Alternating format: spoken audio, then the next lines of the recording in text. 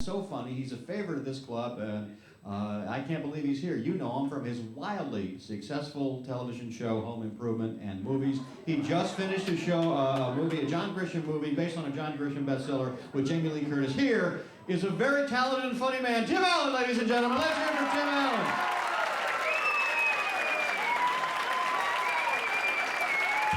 Thank you. Thank you very much.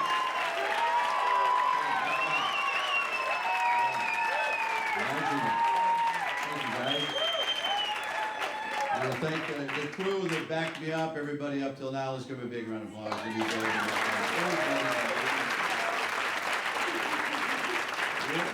Well, in a short deal, I'm going to host the Comedy Awards at the Comedy Festival in Montreal, which kind of gave my start about 19 years ago, next Friday. So I have to kind of get my sea legs again, just to catch up. I did comedy in low-paying, shitty clubs, and I got a TV show, did movies, Buzz Lightyear, then I moved on and did books and stuff. And now I'm pretty much back in low-paying, shitty clubs. It's the cycle of comedy that I just love so much. So, I observe things. That's what I do. I just still observe things, even though I've just got more money now. So I observe different things. It's really weird. I don't have the same hunger. Obviously, I still worry about water pumps. It's still always a big problem. $60 is always a lot to me. Still is. My parents still piss me off, even though I bought them a house. I finally got there 80, and I talked them into a house because they wanted to get a stroke home. That's my mom. She wants to prepare for the one floor, the big hallways, and she's really healthy, but she's like that. I said, well, I'll put oxygen and everything in the walls and just plug right in. That wasn't real funny to her. But, she's always worried about stuff. And she said she wouldn't take the money. You absolutely, your father and I cannot take the money. Well, I'll loan it to you. We don't want to borrow any money from you. We'll worry about that. And I said, well, hey, how about this? I just give you the money, and when you croak, I'll take it out of your will. And she went, oh, we could do that. Very thoughtful. And she constantly asked me questions about stuff, like I would know because you're out there with those people. I live in LA with those people. I don't know what you do out there with those people. She and my dad come to visit, and they can't function because of those people. We don't know what you people do out there. We live in the Midwest, and what you people do. My dad's staring at a rheostat on the wall. I get up, because he gets up, I don't know, at 5. I don't know why, he gets up before everybody gets up. He just wanders around my house in the dark, and he's just staring at it. I don't know what the hell that is. What's the matter, Pop? What is that? It's a light switch. Ah, you people. What do you people? I've never seen it. It's like they live in a dirt floor, It's a rheostat, Dad. You've got rheostats all around. Ah, you people out here, what is that? God forbid you take them to a fancy LA restaurant. What is that? Well, to be honest with you, I don't know what that is either. I don't know. Sometimes they put shit in salads here that I'm not quite sure what it is. It looks like they went up behind the building, just went like this, and then, they get the bitter, weird things. And my mom said, why do you suppose those terrorists did that? September 11th. She keeps asking me that. I said, well, I don't know. It's something we should read about. You should learn about it, but certainly don't go to movies and learn about it. Read yourself. Go on the internet. She goes, I think it's the SUVs. Okay. I don't have any idea what the hell that meant. And she's convinced, weeping, it's those SUVs, that's what it is. And I said, you know what, you have a point. I think maybe there's a certain part of the world that just is pissed off that we have so many choices. That we actually can build, big, huge 1 mile per gallon trucks for no apparent reason. I was buying toothpaste the other day, and I actually had a panic attack. Have you been to Rite Aid and bought toothpaste? It was Pepsodent, Colgate, and Crest, because the American Dental Association had that sticker on there. That was a safe one. Now it's... The aisle went on up. Oh. There's too many toothpaste, folks. I don't have any idea. God forbid you buy shampoo. That's... You should have a shampoo world. I don't even know. I walk out of there with a bar of soap and Clorox. That's all I know anymore. I'm convinced that the reason now, after I've been reading religious books, that Abrahamic religions, the Quran, the Bible, the Old Testament, the New Testament, I think the reason of September 11th could come down to pork. I think these Muslims are pissed off, same with the Jews, because Christians can eat pork. Both the Muslims and the Jews, the Bible specifically says, don't steal, honor thy God, the father and mother, and don't eat pork. Christians, enjoy all the ham you want, whatever you want. Bacon, ham. These are just my theories, folks. These are not, you don't have to take these home with you. And evidently that was going to stay right here. I just think the ham thing was interesting, that's all. I travel with my daughter, which is amazingly difficult. I got a 14-year-old. We travel in the airport, and any airport, just like the internet, is just a pornographic filth market. You can't even, there's porno magazines on the just all over the wall. And my kids go, what does all that mean? I go, those are boat names. You ever notice, you can't really tell whether it's a porno magazine, a rock band, or the back end of a boat. Daddy's Obsession, is that a porno magazine or the back of a boat? Actually saw it. Of course, the back of a boat. Big Titty, I think we all figure that's probably not the back of a boat. Big Tudor, that could be the back of a boat. How about this one? Pirate's Booty. That's a snack food. Go into Ralph's and ask him for Pirate's Booty with a straight face. And she'll go down, that's in condiments down to aisle 5 over by the popcorn.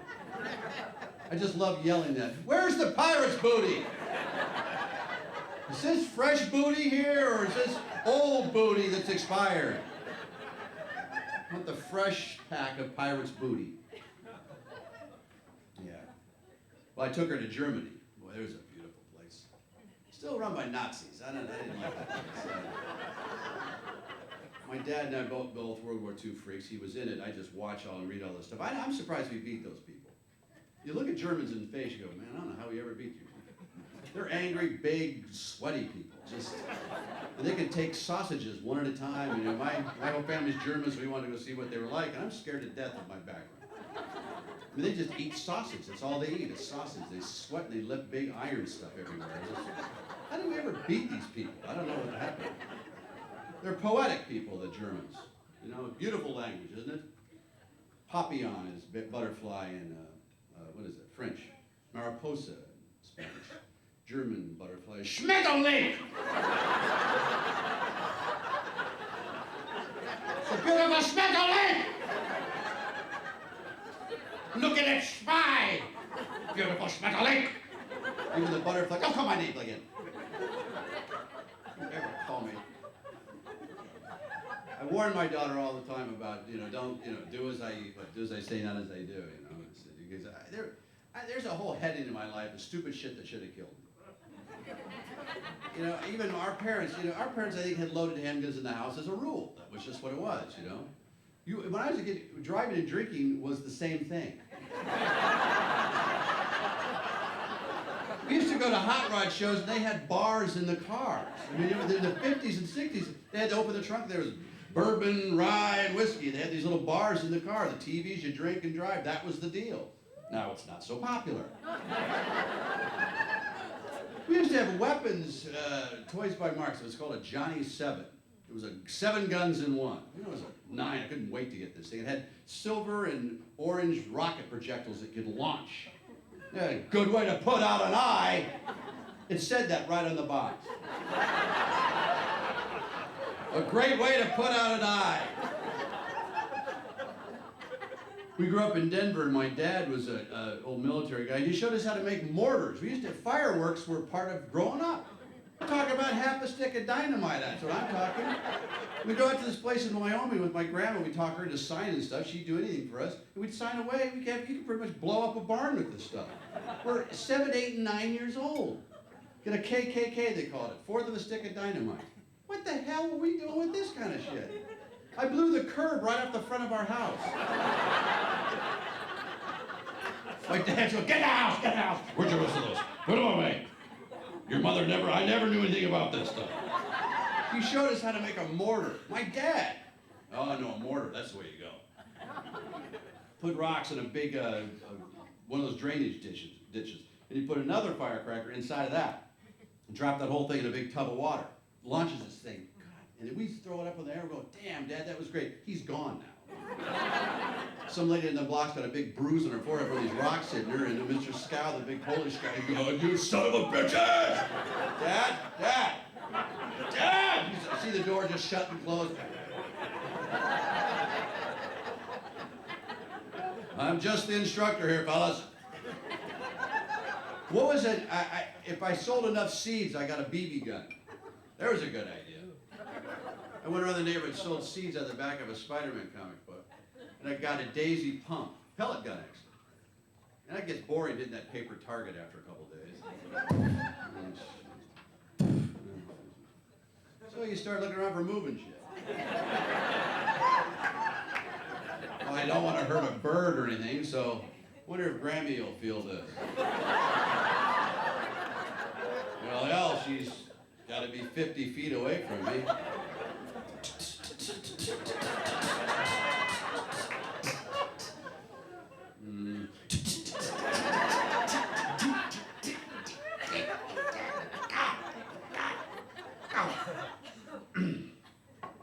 Wait till she's heading down those stairs. Pellet gun almost knocked me out. I took the old woman down, man. Hit one knee. Oh!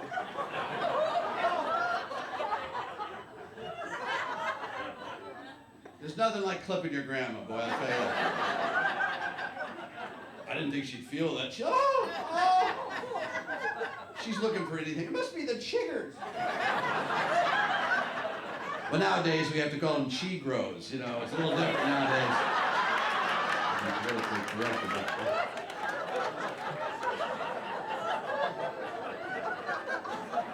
But seriously, the most fun I've had this year is I turned 50, so my older brother, I got two older brothers, 9 of us all together, 6 boys. My older brother sent me the ARP magazine, which put me into a tailspin, I'll tell you that. 50 and still sexually active. All the things on the cover of that magazine, every one of them I burst into tears on this. But there's nothing like getting older, keep a little perspective. Because now everything is wrong with my ass. Everything for a guy my age has got to be looked at in the ass. Got to have a prostate milking, you got to have an ass check once a year with scopes, and as soon as I walk in there, guys put on a glove. I don't care what's wrong with a guy over 50, you look in the ass for it. I got a little dizziness over my eye. Well, we could look at your mouth or eye, but it'd be easier to just go up your ass with it.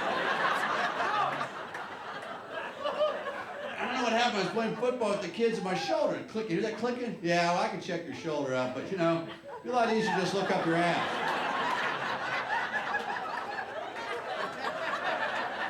That's where all the mysteries after 50 yards, right up that asshole. I had a bout of diverticulitis, which is an old man's disease, but of course I have to have that. And they sectioned and took out some of my colon. I said, that's the bad news. Good news is, because of a celebrity, you can buy it on eBay. I've got that section. But make sure you get the signed piece of colon. It's mine. It's it's in a little jar. It's all decorative. It's beautiful, actually. I went to a spa. I had a spa visit. Never did that. I got a little extra dough these days and some time. Never had that rub down. There's a Y. They used to do it at our YMCA, but it was you've been slapping in the back and all that. That was a weird deal. When I was a kid, men swam nude. Kind of creepy. Still kind of creepy. I don't know. I don't know what's going on with the Y. That was just how they did it then. But I had a massage someplace in L.A., but go figure. And it was, I don't know, it's weird music and smells, and it wasn't really that comfortable anyway. And you got to put like a towel, and it looks like a little diaper on, and you land there. And this Korean cat comes out. He's wearing the same goddamn thing I got on, the little thing. He got a loofah pad. He's scraping up. I almost kicked his ass, man. I swear to God. I chased that little guy around, slapping him with these sticks. He just sits you there. One room for $86, they just threw hot rocks at my groin. What the hell is that? They're running out of things to rub in LA. They're just making stuff up. At 2 Bunch Bombs, it was $160 for an Aura rub. The woman never actually touched me.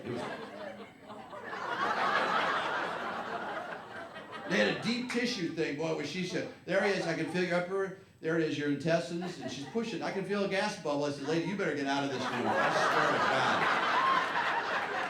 I don't care how your little macho works, but if you let this, you uncork this bad boy.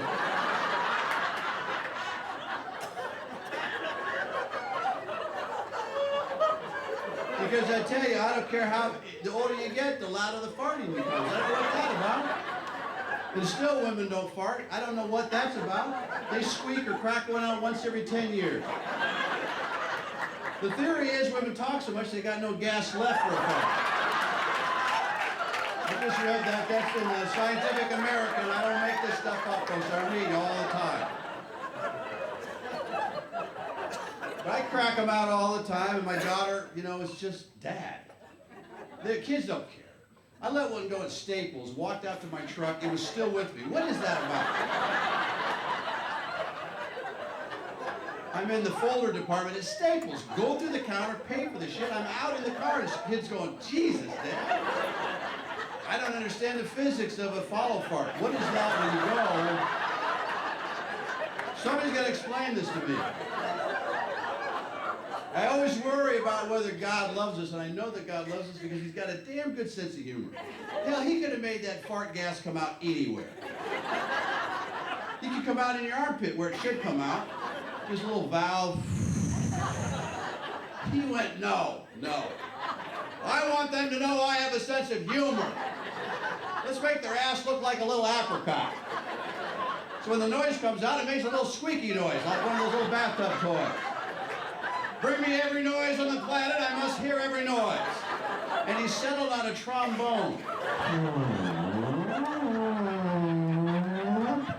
Now every time they fart, they will know I have a great sense of humor. Because God loves a good little... Continuing with the humor side of God, why did he put men's balls in that weird little sack? Give me an idea. You could have made men's balls look like anything else except that little elbow skin pouch. What is that all about? Why is something so important just hanging there? Temperature, kicks, throughout, you can't sit down, moving around over here, over there. He's going, because I have a sense of humor. And are they ugly? Now I said I've got some money these days, so I went to LA, $3,800, I had a sack tuck. I have a streamlined, beautiful little sack now. So that when I'm at the YMCA, other people notice. God damn it, Tim, that sack tuck took years off your life. Because normally they're pretty ugly little sons of bitches. There's not a woman in here hasn't been frightened at the sight of her man's sack. You ever seen him washing the bathtub, haven't been bent over?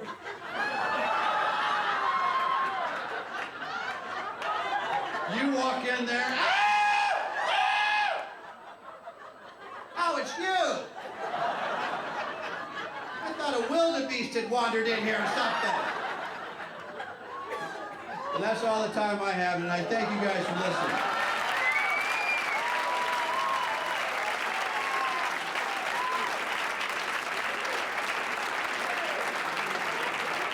Tim Allen, ladies and gentlemen. Wow. There's a reason he got to be a big star.